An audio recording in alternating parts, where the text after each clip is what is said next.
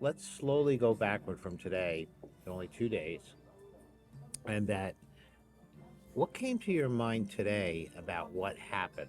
Now, I know we're not going to go back to the actual time of the eclipse, and there's many things, but today we're going to rewind. So today, did you have any thoughts that you didn't discuss with me on the way over?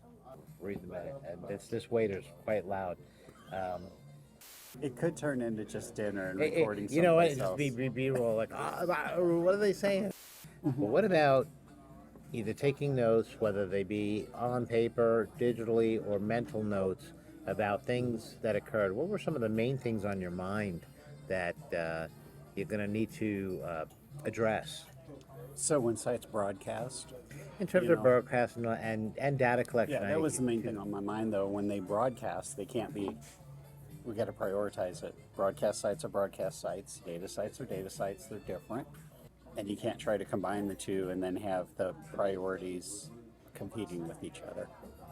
You got to be clear on this one's a broadcast site. If you want to take data, you can, as far as the depth sites. So my understanding is you want to automate the data as much as possible, so Right.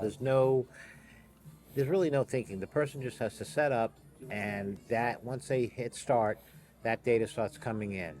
And whether they are or not also a broadcast, they can focus on that because when it comes to a broadcast, there's live switching. It's all dependent on the producer or the host or whomever's making that TV show, which is dependent on other things. That's why Yeah. it's an evolving process when it's live. It's there's a flow. We're going to review what was the Annular Eclipse like in person at the stadium event, which was a preview, for the big event, very small preview. What was it like there? What was it like for us? So we can share that.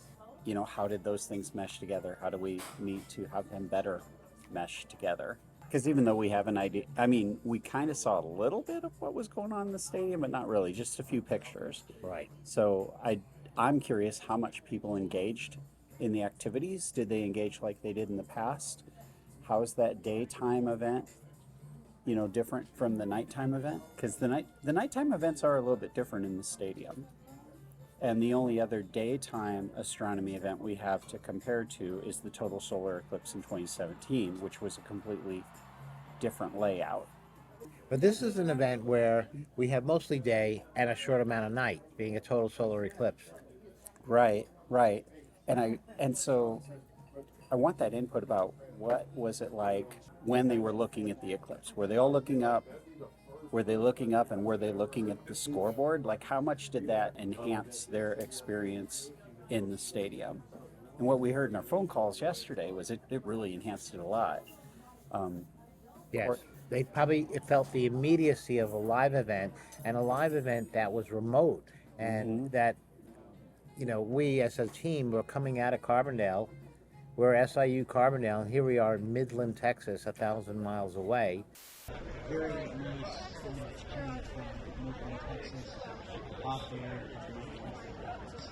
And you're seeing it live immediately, right on that screen. What we're seeing, they're seeing, so there's that great connection. Yeah.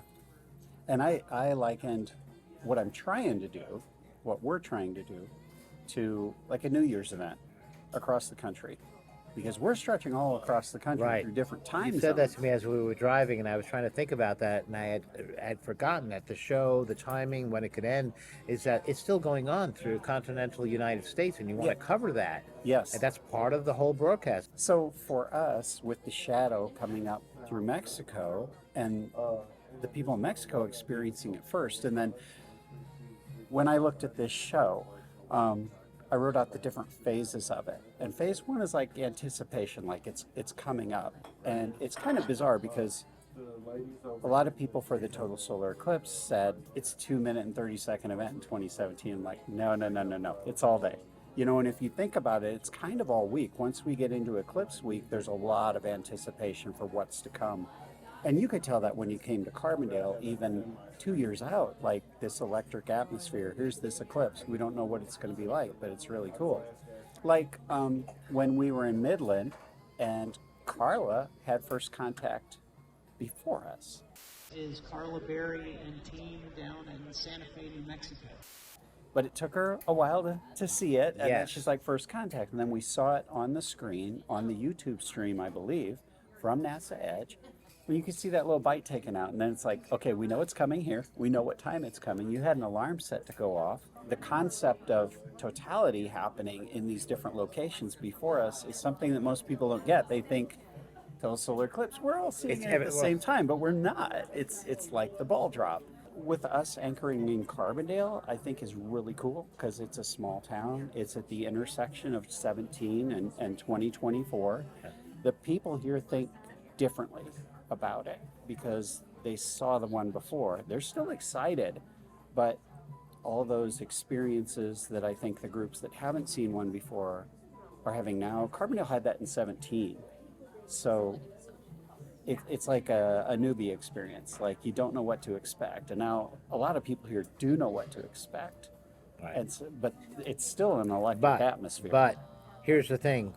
They should not assume, well, I saw a total and therefore I don't need to see it again. However, everyone that I know who has seen a total solar eclipse would never say, don't need to see another. Right. They want to. I've yet to meet that person, and if they're out there, please give me a call. Exactly. I envision it as an exceptional, outstanding experience because they now know and see on a jumbotron totality, but now it's coming up and it's on its way, and it's a clear day here now in Carbondale. It's clear, so we're getting cut out, so you know it's coming, and you don't have to wait the hours for each ball drop. It's much faster than that. Right, it's a condensed version of around the world ball drop. It's happening, and then it hits Carbondale, and then boom, what you're seeing on the jumbotron becomes live. It's live. It's right there. And we're sharing that with everybody else. You're sharing now. It's your time, but it's their spotlight. But they're so engrossed in the moment. Yeah. They're there, and then afterward, that it's hard to come down from that totality. And then it goes on. It continues, and they can see the totality. They're getting it. So it's almost like a magical, a whole unique experience that's not. That can't be reproduced in any way. That can only happen in a stadium. So that's how I envision where it's perfect everywhere, how it's in the favor. It's sustained. So, people talk about how do you keep people hanging around after the eclipse because you don't want them all flooding the roads. And I'm like, they'll do what they want. But you know what? They will probably stick around if they're going to see totality on a jumbotron again. Especially after they're coming down from it. One of the primal things that everyone says, what is the number one question they ask after seeing totality? When is the next eclipse? Yep. That's number one. We can say in 20 minutes. Or less, right, depending on the road. Exactly. Right. Stick around for the I next think broadcast that's location. great. That's great.